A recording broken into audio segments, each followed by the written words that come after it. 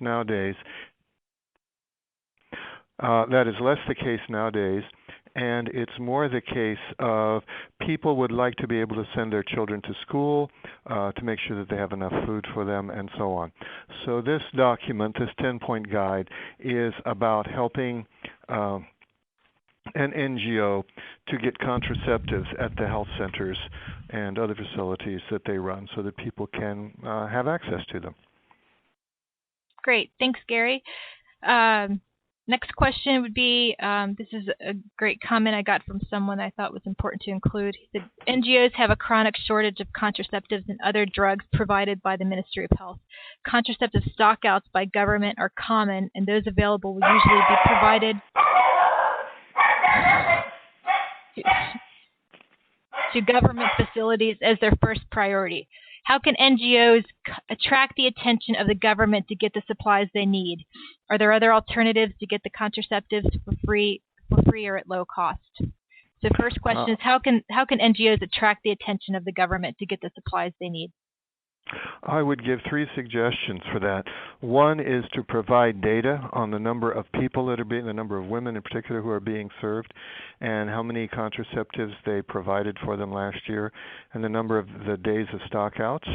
The second one is to consider being on what in many countries is called a Reproductive Health Commodity Security Committee. This is where the decision makers, the MOHs, the donors, and the NGOs, as a team work to improve the contraceptive supply. And the third one is sometimes to partner with the private sector in terms of referrals. That is, if we're stocked out of contraceptive pills, where can we refer our clients to? The last idea has its limitations because very often NGOs work in more distant locations, which is exactly why the people need them there, and there's much less of a possibility of referring to the private sector and private pharmacies. I think I'm approaching the question, but it would be a webinar in itself. Right. Well, I think some of these things actually come out in the 10-point guide, so it's really helpful to read that to get some further information that Gary's provided. Thank you, Gary. Some NGOs already provide contraceptive services in their clinics. Is there anything that other organizations can learn from their experiences? Well, I think that would be an excellent starting point for any group that says we'd like to get contraceptives for our clients. Find out the successes and failures, how long it took, what the sources were, how they kept consumption records, what the method mix preference, what the mixture of contraceptives might be. There's a host of information that you can get from other organizations so that you get off to a much more informed start. It might shorten the time that it takes to begin providing contraceptives considerably if you profit from the experience of other groups, including their clinic staff, who are often excellent sources of information on any number of topics related to this. Great. Thank you, Gary. I was just accepting someone else who's just joining the meeting. Adrian Allison has just joined, at least the web. So thanks, Gary. NGOs work in such different situations. How can this one guide for all the different situations and challenges that different organizations face? Even within an NGO, different clinics in different locations can have vastly different circumstances. So the guide is more of a generic template, and parts of the guide invite the NGO to adapt to the local circumstances.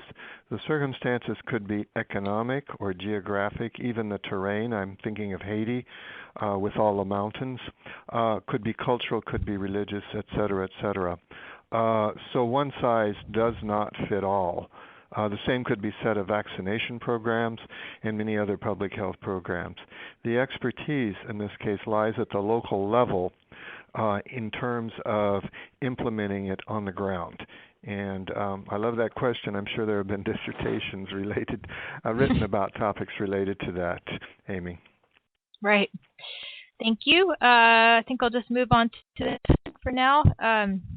Why can't USAID or the UN just give you contraceptives? That would be a great solution And I, for one, am not familiar with countries where that happens. An exception would be if there's an exceptionally large umbrella organization of NGOs, which are major providers of a service. Typically, the major donors, and the two major ones are far and away UNFPA and USAID, they prefer to work through the government ministry to strengthen the ministry and to have one organization which receives the contraceptives, and then letting other organizations tap into that and become regular contraceptive providers through that organization. To be very specific, a typical example might be that if an organization has, I'll say, 5 clinics at the district level, the donors would like that organization with 5 clinics at the district level to begin to think of itself, at least operationally for contraceptive supplies, as 5 more service delivery points in the district, with the others perhaps being through the Ministry of Health or whatever like that. So the message is basically get into the system and work through the system. I'm not saying that is the way it should be. I'm saying that's the way it very, very frequently is. Well, that makes sense. I mean, I think too often organizations are working in countries without the ministry necessarily knowing. I mean, they may know some of what they're doing, so this is kind of forcing more collaboration, which, it may make it more difficult in some ways, but it's getting the ministry to know what organizations are doing, which always seems to be an issue. So that makes a lot of sense.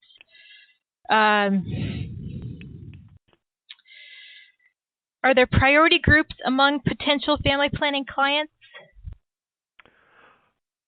This is a delicate subject and an interesting one. And again, I would say it varies enormously from one situation to another.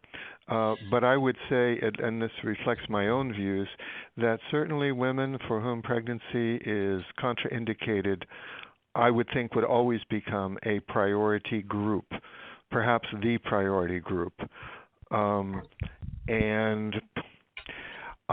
in addition to that, it could be that women who live farthest from the clinic site and for whom referrals are not possible because, let's say, MOH clinics are even farther, perhaps they would need to be a priority group. This is not within the realm of my expertise, but I understand that some organizations make women who are living with HIV and who want contraceptives, that becomes a priority group too. And it would be interesting to hear from some of the organizations and what their priority groups are because of the circumstances in which they work.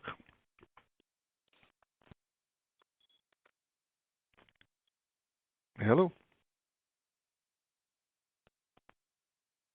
Hello, Amy, are you there? Oh, I'm sorry. I was on mute for just a second. Sorry about that. Okay. I could add one other comment to that, and I'll make it brief. Some of you all are familiar with the concept of the 4 twos, twos being spelled TOO''S.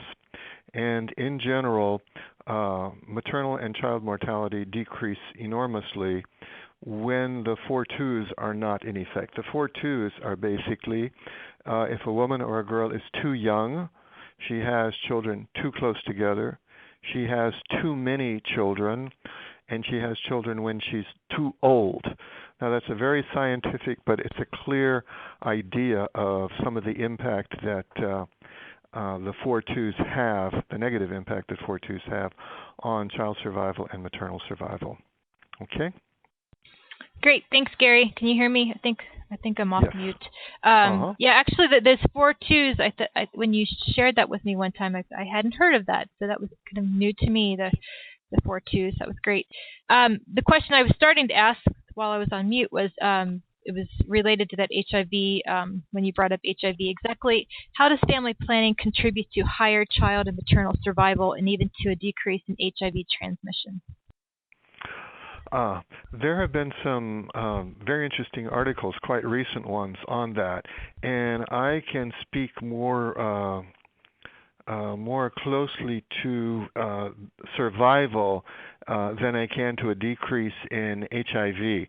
Obviously, if condoms are the contraceptive method used, that in itself ordinarily reduces HIV transmission.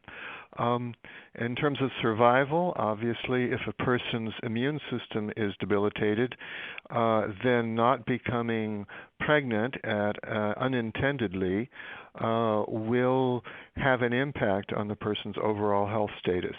And I'm on a slippery slope there because I don't have the expertise in that. I am a logistician, so I'll stay away from that, and you can comment on it, or others can. Okay, great.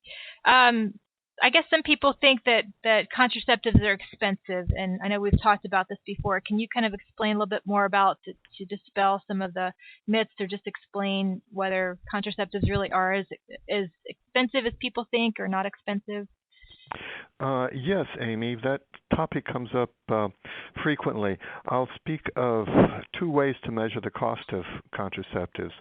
One is the cost of contraceptives in terms of improved maternal and child survival, family economy, overall health of the population. And the second one is, what is the unit cost of a contraceptive?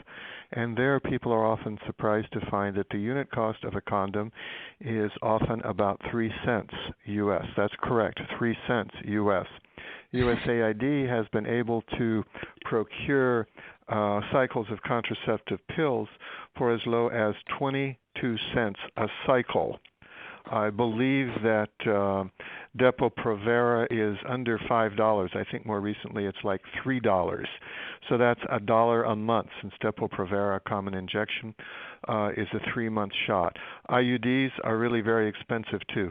The unit price of the contraceptives is very low, especially when they are procured in bulk or donated in bulk, as UNFPA and USAID do.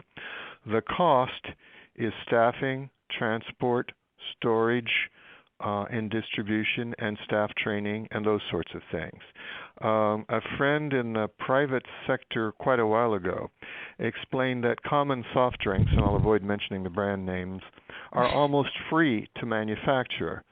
It's the can, it's the marketing, it's the warehousing, it's the transportation and putting on store shelves that is almost all of the cost.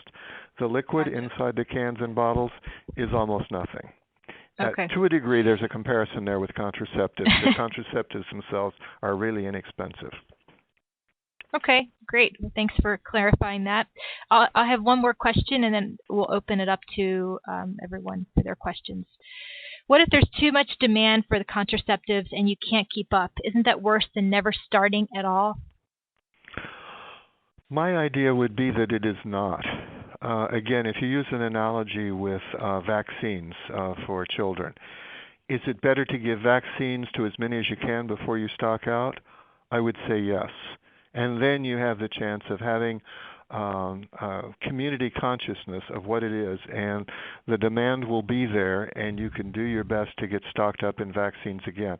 I would say that's similar with contraceptives. Again, it's up to the decision making of the organization, but if some women want contraceptives, and not all can be given contraceptives, isn't it better to meet part of the unmet need, even if you can't meet all of it?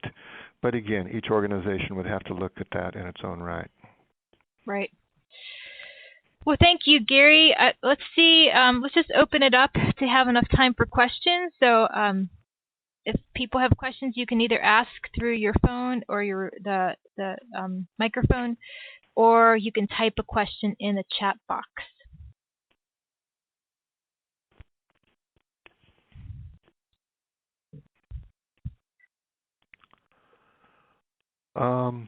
Amy, as people are thinking, I would like to just bring up that idea of cost of contraceptives.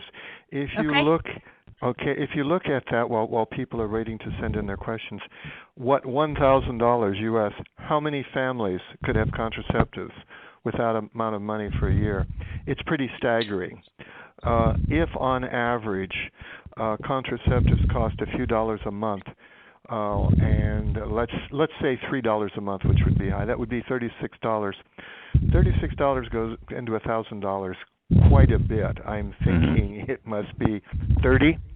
So 30 families, and the math is very rough there, but you get the picture. 30 families would be able to have contraceptives who wanted contraception.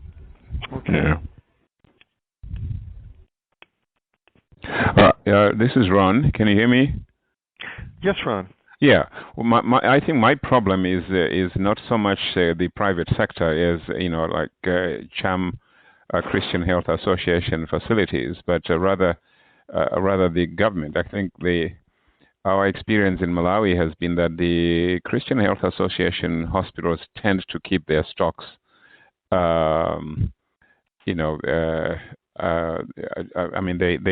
they tend to keep good stocks. They hardly run out.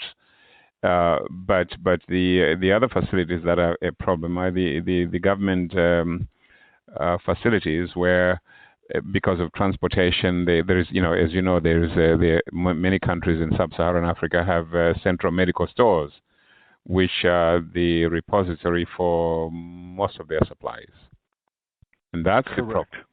That is really the problem. The Christian Health Association hospitals, I think, have, I haven't looked into the details, but they tend to have better logistics. They go into, for example, in Malawi, they go into Blantyre and they stock up for the next 3-4 months, and they anticipate stock outs better than their government facilities.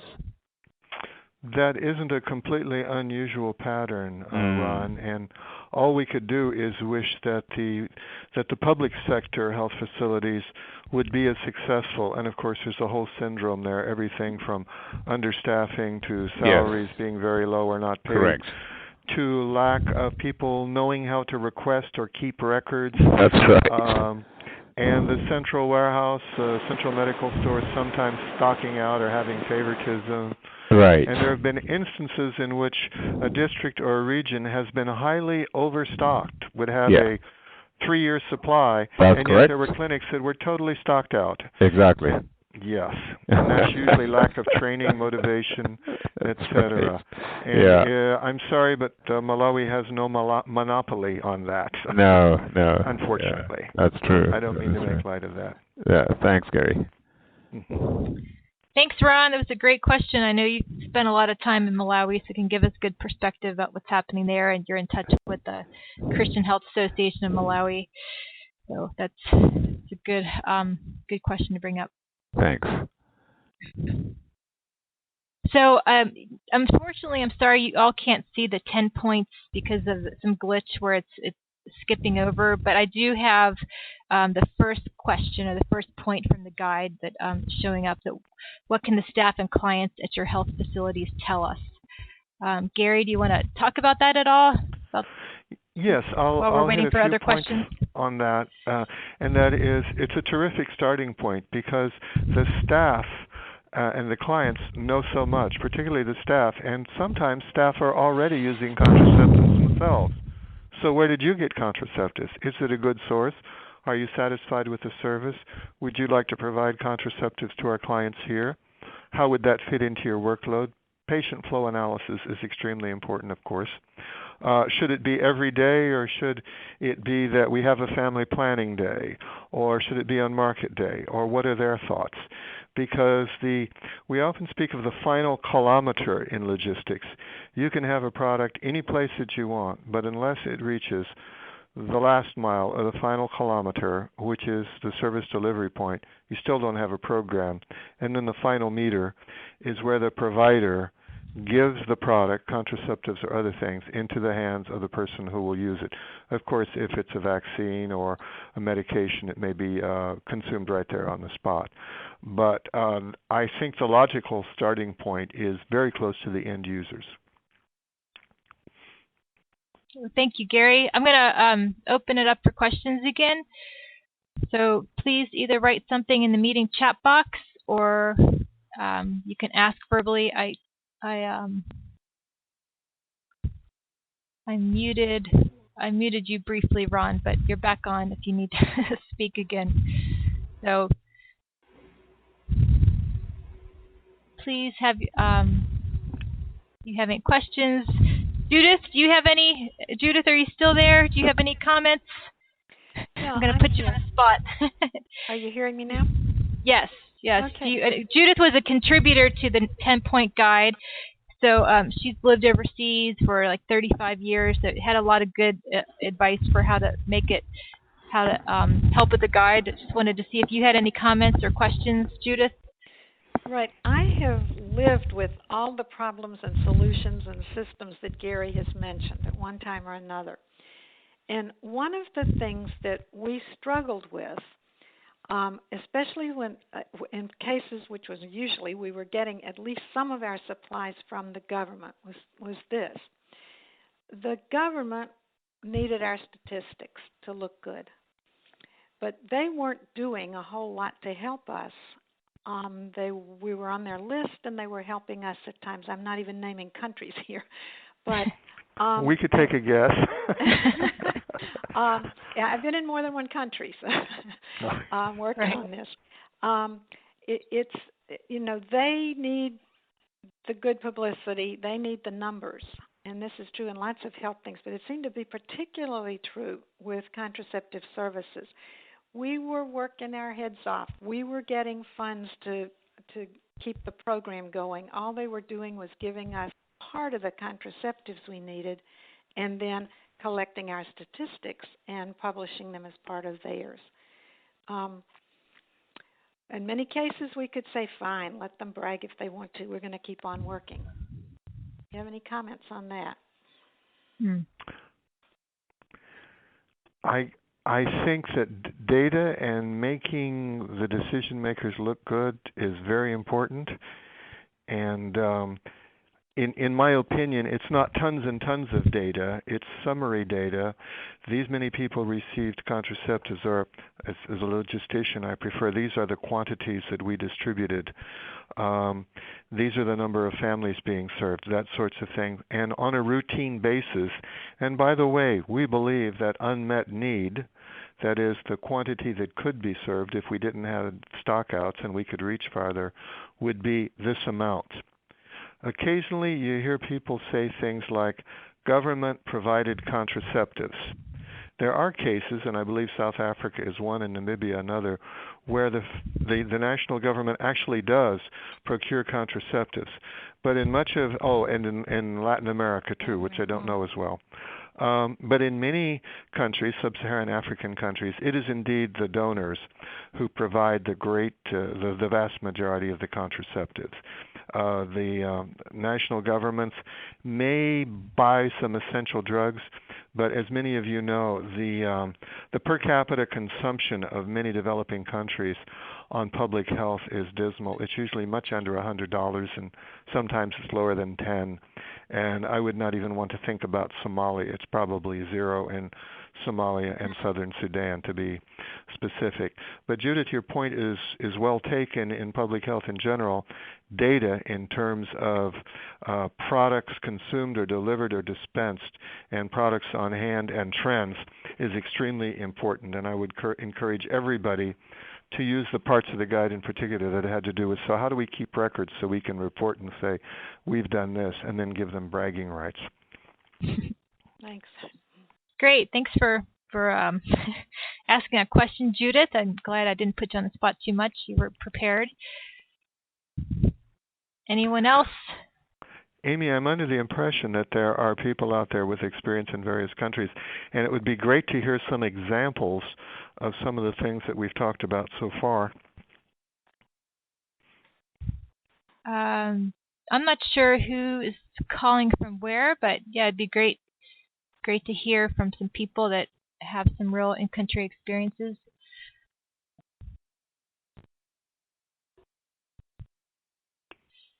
What about World Vision? Do they have some things to tell us?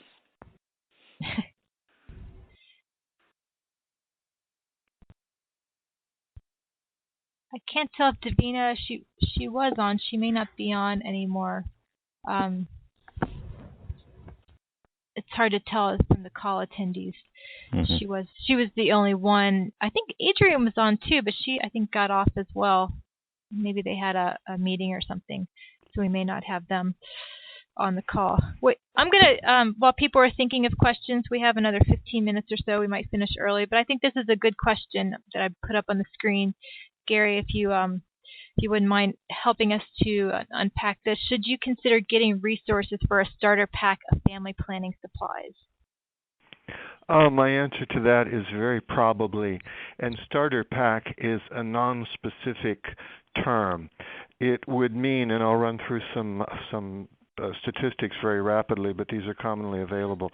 Let's say that the population that you're serving is roughly 100,000 people. Ordinarily, a little more than 20% of that population is women of reproductive age. That would be 22,000, roughly, of the 100,000. Let's say that 10% of them are interested in family planning. That would be 2,000. And then you think, so if we wanted to provide these women with a certain mix of contraceptives for 3 months as a starter pack approximately, what would be the mix? Well, in many cases it would be half injectables and 1/4 pills and 1/4 condoms, say.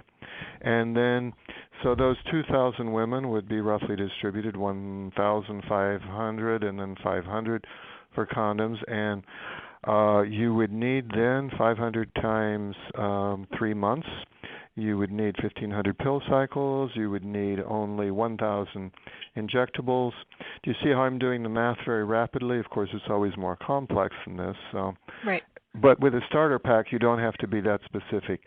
And when you start to use your starter pack, and how big is a starter pack? It depends on how big you want to begin. How many are you going to start with? All the clinics you have, or one clinic as sort of a pilot, or what? But if you start with a 3-month increment and you estimate what the method mix would be, that's a very good start. And then immediately from the first day, look and see what the most demand is for, so that you don't use up the entire starter pack and then stock out. Stockouts are what is to be avoided. Even at the end of the first month, you look at consumption and you say, So we see that the method mix is really 30% pills, 45% injectables, and so on. And then you get resupplied on that basis, and you would probably hope to see a trend going up. Notice that a starter pack, such as what I described, is amazingly inexpensive in terms of the cost of the contraceptives themselves. And it's also a way to go to a district warehouse when you have your clearance from the Ministry of Health or whatever, and say, this is what we would like to try. And there's a brief outline of that in the guide. Okay, great. Thank you for explaining that further. I think that's really helpful for some people that may not have begun their family planning, but working with contraceptives and just getting a start with the starter pack, I think would be a great way to dive in. Yes. Aren't we seem to be giving our examples and thinking only about the government supply line. Are there others? Have we found others that NGOs and particularly the Christian Health Associations can use? Are there others? Gary, do you want to answer that? I would say that I wish I were familiar with more, and I don't know whether that is because I'm just not that familiar with all the situations. In Latin America, the model is, in many countries, completely different, where the private sector is the big provider, and then the NGOs are off in the campo, in the countryside, doing things. Mostly in sub-Saharan Africa, in my experience, which is not universal, the big sources would be the Ministry of Health. There may be instances, Haiti comes to mind, which of course is such an atypical situation that more than half of the services are provided by NGOs in Haiti, and that was going back a number of years when I was last there. I have no idea what's going on now. It probably hasn't changed that much. But still there was a thing, I forget the exact name of it. It was like a cash and carry central medical stores. Anybody could get whatever they want as long as they paid cash. Mm-hmm. And they would come in their own truck, pick it up, pay cash, and they could take it. And it was an extremely well-run store. but you had to have cash, and it did not. It focused on availability at the central level. And to my knowledge, that was the source in Haiti of the great majority of public health commodities, including contraceptives. I'm sorry to say I do not have instances in which an NGO umbrella group, for example, has an independent source of contraceptives. It would be a great thing to have, although some people would say there's a downside to that. I'm not giving a positive answer to your question because I don't have one. Right, because the differences might be in Latin America, in a country, in South America, where a country is not getting international assistance for their contraceptives. They must be treating them like any other health product. They must be buying them from the manufacturers, and then they may be giving them to clinics. They may be selling them to clinics or whatever. But I assume that they are that contraceptives are part of the normal supply systems. However, a clinic gets its things, and a church clinic may buy their things from the commercial market. Their penicillin and their who knows what, that may be. On the other hand, in Africa, where most of the countries where the CCIH is working in are working with Christian health associations, many of them have supply houses either for their denomination or for the Christian Health Association where they're getting their penicillin and their other medicines. But last time I asked, we didn't know of any of those that were providing contraceptives to the church-related hospitals. That's an interesting question. The example of Nigeria comes to mind, which is an extremely urban country, meaning private sector is more robust there, with 80% of the population being urban and many NGOs there. If you go to private sector procurement, such as wholesalers or whatever, of course you don't get the economy of scale. The unit price is much higher. And I'm under the impression, I'd love to confirm this with Nigerian colleagues, that there are instances at NGOs who simply go to the same source as private sector pharmacies to buy penicillin or other products. If they can do that for penicillin, I would imagine they can probably do it for contraceptives, but I don't know. But those prices will be high, whereas if you have a national level supply house like the MEDS in Kenya, the Mission for Essential Drug Supplies, which is a huge warehouse that serves Catholic and Protestant church hospitals and clinics all over the country. They do that buying on a very large scale. And then they do the distribution and they charge the hospitals for what they're getting. The last time I asked, they were not carrying contraceptives, but they were doing lots of other things, including many of the AIDS drugs for the programs in the country. There would seem to be a good number of lessons learned there in that Kenya situation, where you have a large group, so they get the economy of scale, in other words. Yes, that's beautiful. And if anyone else would like to share of their experiences of, Judith's question about getting contraceptives from another source, we welcome hearing from you.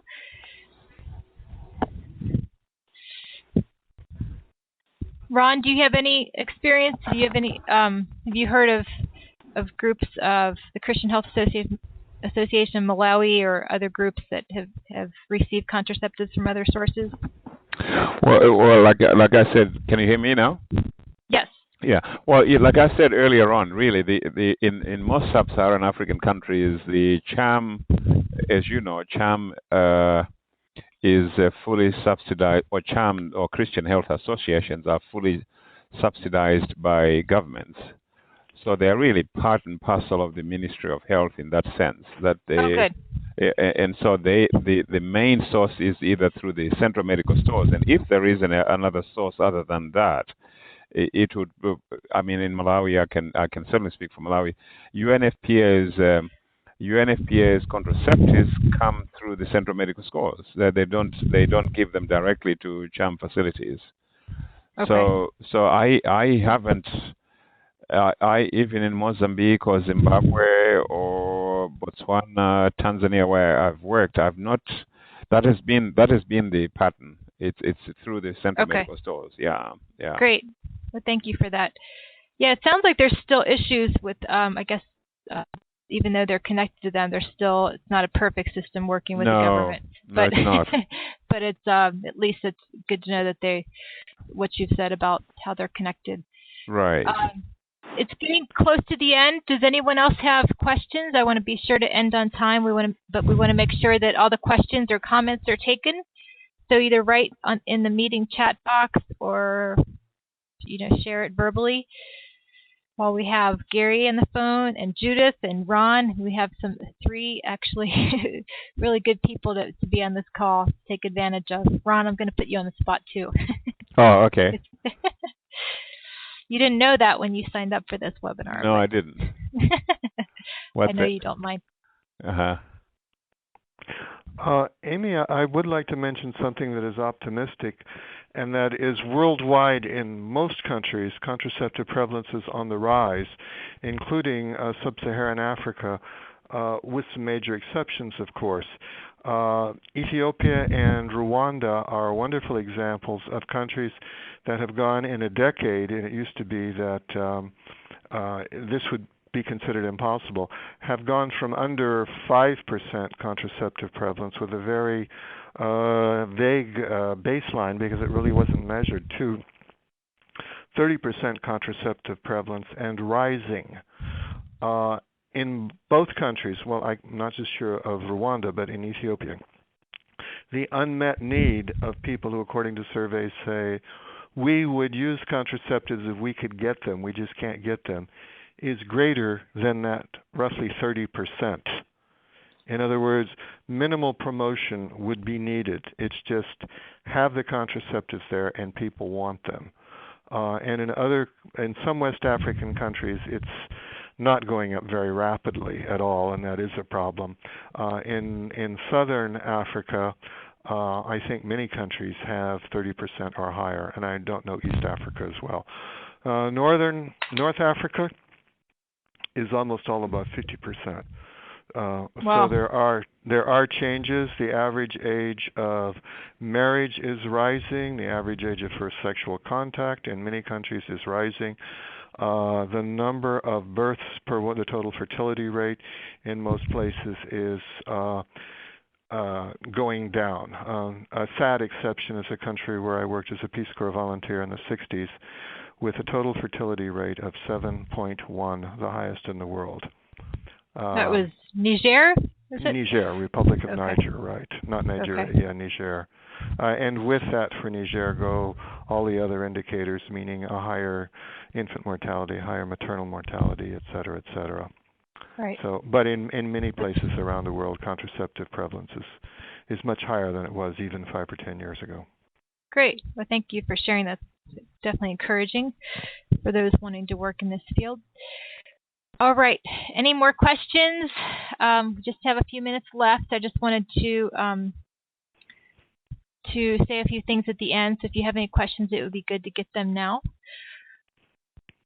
And if you don't have questions now, but questions come up later, you're free to write to me, and I will see if I can answer it or get some help from someone else who may know more about this than I do. I'm definitely not an expert in contraceptive security, still learning about it, but please feel free to ask questions later. You have my email address if you can't think of them now. Yes, Judith? This is Judith again. Just a response to what Gary just said.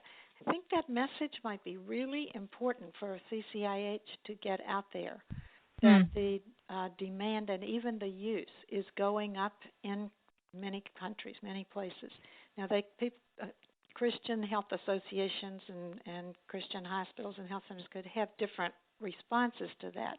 They might say, oh, great, well, then we should be offering that service too, to continue to meet the unmet need. Or they might say, well, if other people are doing it, we don't need to.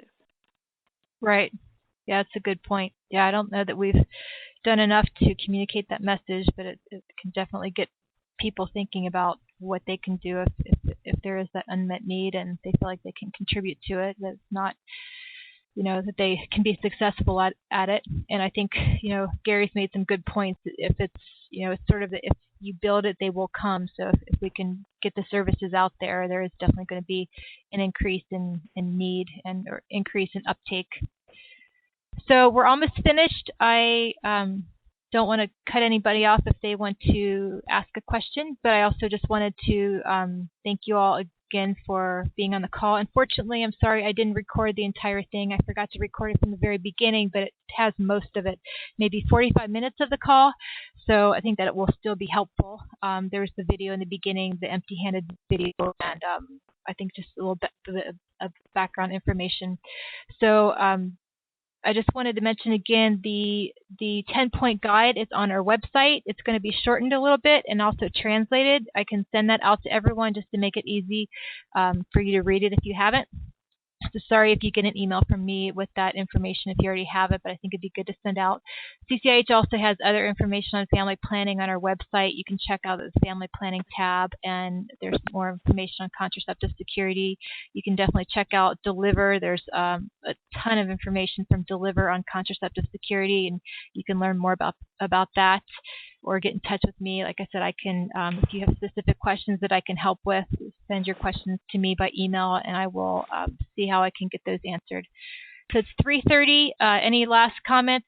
I'll go ahead and wrap up if not. And thanks again to everyone for your participation and interest. And have a good afternoon. Thank you, Amy. Bye. Thank you, Amy. Bye, Jerry. Bye. Thanks. Bye, Ron. Bye, Judith. Bye.